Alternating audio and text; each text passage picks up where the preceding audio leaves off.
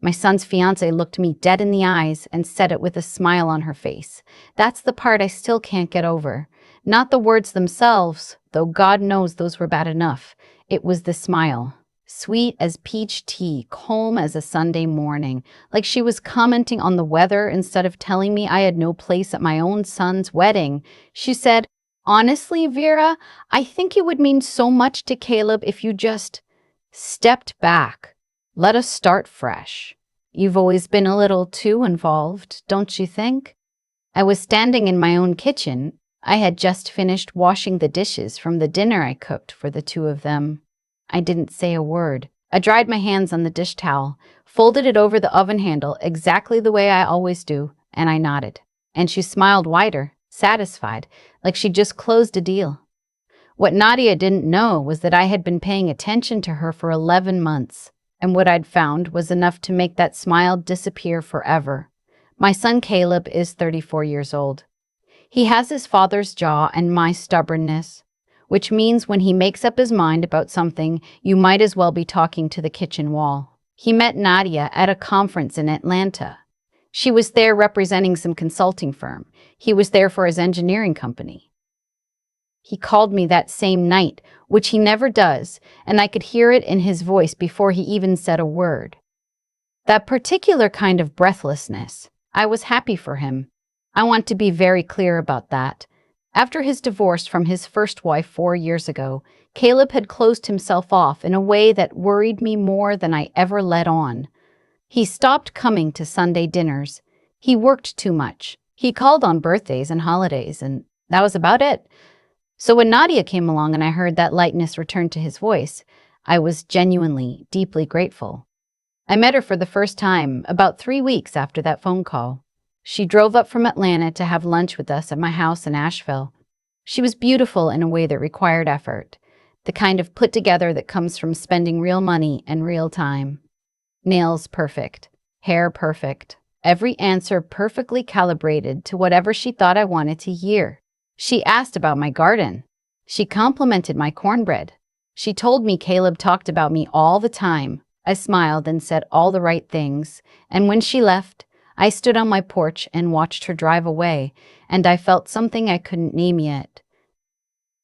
Not dislike, not suspicion exactly, just a small, quiet noticing. The kind your body knows before your brain does. Over the next few months, Caleb brought her around more often. She started staying the weekend sometimes.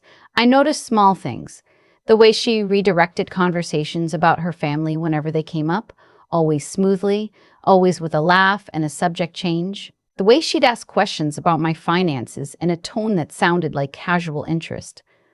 Once she asked how much I paid for my house, and when I said I'd rather not discuss that, she looked at me with something behind her eyes that wasn't embarrassment. I noticed she never once offered to help clean up after a meal. Not once in 11 months. But the thing that started me down the road I eventually went down was something my friend Paulette told me in October, about 6 months before the wedding. Paulette has a sister who lives in Charlotte, and Paulette's sister had a coworker, a woman named Diane, who recognized Nadia's photo when Paulette happened to be showing family pictures at a birthday brunch. Diane went pale, Paulette told me, actually pale. Turns out Nadia had been engaged before.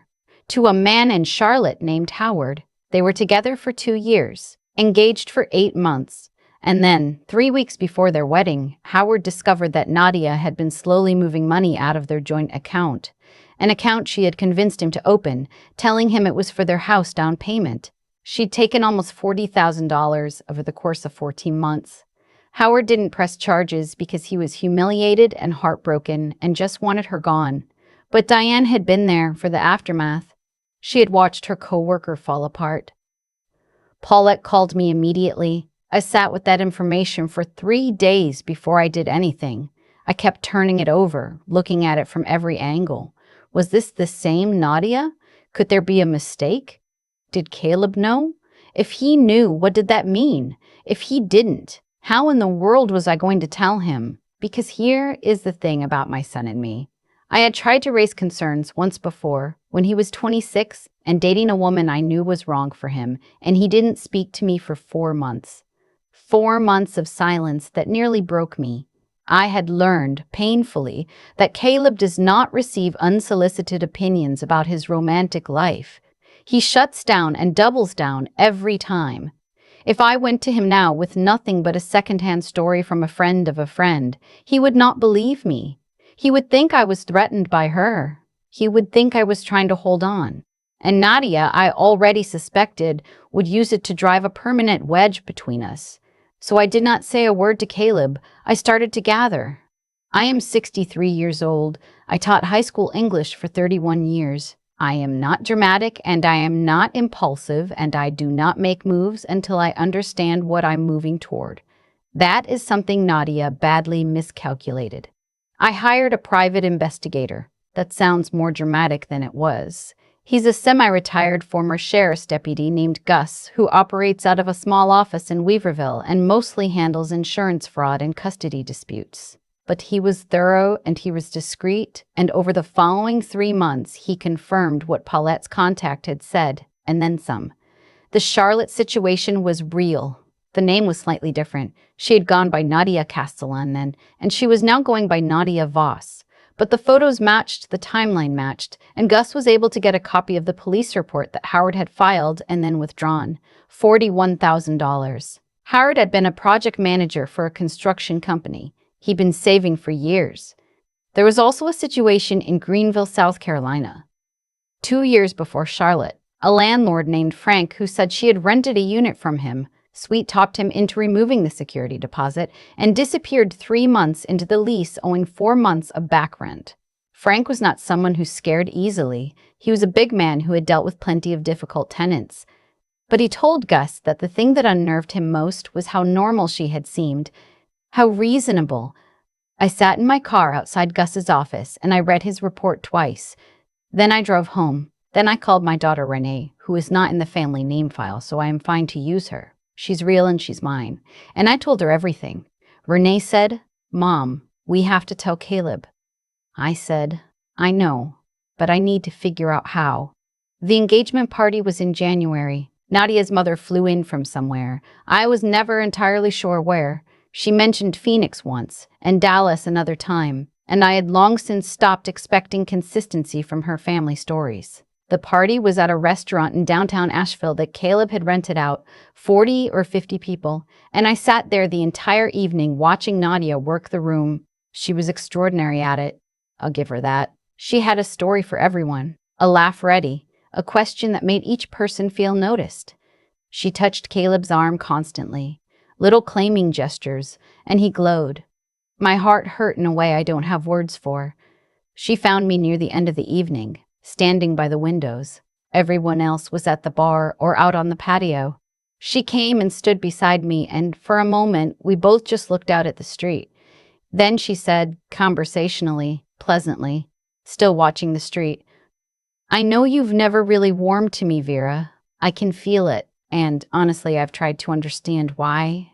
She paused. "I think it's going to be easier for everyone once you find a way to give Caleb some space. He loves you, but he's a grown man. He doesn't need his mother hovering." I turned and looked at her. She was still looking at the street. "And if you can't find a way to do that on your own," she said, still pleasantly, "I'll help him find it for you." She walked back toward the bar. I watched her put her hand on Caleb's waist and lean up and kiss his cheek, and he wrapped his arm around her and smiled. I set down my glass. I drove home. I called Gus the next morning and told him I needed everything finalized and documented because I now had a deadline. The wedding was scheduled for the last Saturday in April. They had rented a venue outside of town, a renovated farmhouse property with a big white barn and a caterer and a photographer, and all of it, the whole production, which Caleb was paying for and which I had noticed Nadia had opinions about at every level. I had been asked graciously to contribute to the rehearsal dinner costs. I had agreed. I had written the check. I want to be honest about my own actions here. I was not trying to be petty or performatively withholding. I was still trying to figure out the right move. Renee flew in from Denver 2 weeks before the wedding. We sat at my kitchen table for 4 hours and we mapped everything out. Renee is a paralegal. She is meticulous and she is brave, and she told me something that night that I needed to hear. She said, "Mom, here's the truth. If we tell Caleb now, he's not going to believe it. You know that. He's 3 weeks from his wedding, he's in love, and the source is you, which means every part of his brain is going to frame it as interference. But if this plays out and Nadia does to him what she did to Howard and he finds out later that you knew, you will lose your son. For real. Not for 4 months. Maybe for good." She was right. I knew she was right. "So we need him to see it himself," she said. "Or with enough witnesses that he can't explain it away?" I thought about the reception. I thought about 40 or 50 people in a room. I thought about the table number cards, the little envelopes placed at each seat for the favor gifts. Nadia had chosen custom honey jars from a local apiary. I remember her telling me that, very pleased with herself. And I had an idea. I want to explain what was in those envelopes because I know that's what you're wondering. Gus had prepared a summary document, 2 pages, clean and factual, with the dates, the amounts, and the documentation. The Charlotte incident, the Greenville situation. A third matter he had uncovered, smaller, from her time in Knoxville, involving a man she'd dated briefly, who reported that she had opened a credit card in his name without his knowledge. 3 incidents. 3 states. A clear pattern. He had also included a copy of the withdrawn police report from Charlotte and the contact information, with their permission of both Howard and Frank. Real names. Real phone numbers. Verifiable. 2 pages. No drama, no commentary. Just facts. I had 112 copies printed at the FedEx office on Marymount Avenue. I drove to the venue the morning of the wedding during the setup window, and I placed one in every single seat at every single table. Under the program. Tucked carefully, so that when people sat down and moved the program to look underneath, they would find it naturally, without fanfare. Then I went and sat in my car, and I said a prayer, and I drove back home, and I put on my dress. I almost didn't go. Renee had to call me twice. But I went. I sat in the second row, and I watched my son stand at the front of that barn, looking more handsome than I had any right to handle. And I loved him so completely in that moment that it was almost unbearable. Whatever was about to happen, I needed him to know that. I needed him to know that I had not done this to hurt him. I would have to find a way to tell him that later. The ceremony was beautiful. I'm not going to pretend otherwise. The flowers were white and pale green, and the afternoon light came through the barn windows exactly right, and when Caleb cried during his vows, so did I. Then the cocktail hour. Then the reception. At 6:15, the guests were called to find their seats. I sat at a table near the back with Renee and 2 of Caleb's friends from college. I watched people pick up their programs. I watched them find the papers underneath. The first table to react was table 7. A woman. I later learned she was a friend of Nadia's from Atlanta. Read the first few lines, then went very still. She leaned over to the man beside her. He read it. I watched the color leave his face. Within 4 minutes, the room had changed. Not loud, not chaotic, just changed. A kind of stillness spreading from table to table, like something moving underwater. People were reading, then looking up, then looking at Nadia. Nadia noticed. She was at the head table, and she noticed the shift before she understood it. She started scanning the room. Then someone came and whispered something to her, and she reached over and picked up the paper from the place setting beside her, and she read it. I watched her face. I won't describe what I saw in detail. I'll just say it was the first time I had seen the performance stop. She stood up. She said something to Caleb in a low voice. He looked confused. He picked up his copy and began to read, and I watched my son's face move through confusion, disbelief, and then something that looked like the ground disappearing beneath his feet. He looked up. He looked around the room, and then he looked at me. I'm not going to tell you that what followed was clean or simple because it wasn't. Howard had agreed, with Gus's help, to make himself available by phone that evening. When Caleb stepped outside, Renee went with him and called the number on the paper. Howard answered. He spoke with my son for 40 minutes. I know because Renee told me afterward, sitting in a parking lot by the venue, that Caleb didn't say much. He mostly listened, and that at some point he sat down on the curb and put his head in his hands. Nadia left the venue before any of that happened. She didn't say goodbye to me. She didn't make a scene, which I had honestly expected. She took her clutch from the table and she walked out through the side door of the barn with her mother, and that was that. One of her friends later told me that she drove straight to the airport that night. 2 weeks later, Caleb called me from his apartment. It was 11 o'clock at night. I'd been lying awake, which had become my habit. He said, "Mom." I said, "I know." He said, "Why didn't you tell me?" And I said what I had been preparing to say, what I believed with every part of myself, because you wouldn't have heard it from me. You know that, Caleb. You know how we are. I needed you to be able to see it with your own eyes. He was quiet for a long time. I listened to him breathe. He said, "I know." And then he said, "I'm really glad she didn't get any of my money." Because there was that too, which I hadn't even mentioned yet. Gus had found, in the final weeks of his work, that Nadia had been asking pointed questions of Caleb's financial advisor. She had positioned herself as a future joint account holder. She had already begun a conversation about combining finances after the wedding. The advisor, to his credit, had been uncomfortable enough that when Gus contacted him, he was forthcoming in. My son had been 3 weeks away from being Howard. The thing people ask me when I tell this story, and I've told it now to Paulette, to Renee, to my sister in Roanoke, to my doctor who is also my friend, because you need to tell it to someone. The thing people ask is whether I feel guilty. About the way I did it. About the room full of people. About the public nature of it. I'll be honest with you. I've thought about that a lot. I have wondered whether there was a cleaner way. A kinder way. A way that didn't involve 40 or 50 people sitting in a barn in their good clothes having the ground fall out from under them. But here's what I come back to. I had tried in small ways to raise concerns. I had been told explicitly that I was too involved and needed to step back. And I had watched with my own eyes how thoroughly Nadia had won the room. Not just Caleb, but his friends, his colleagues, everyone who would have been asked to weigh in if I'd simply said something. She was that good at it. A private conversation would have been her word against mine, and she would have won. The only thing she couldn't charm was a documented paper trail in 40-something people's hands at the same time.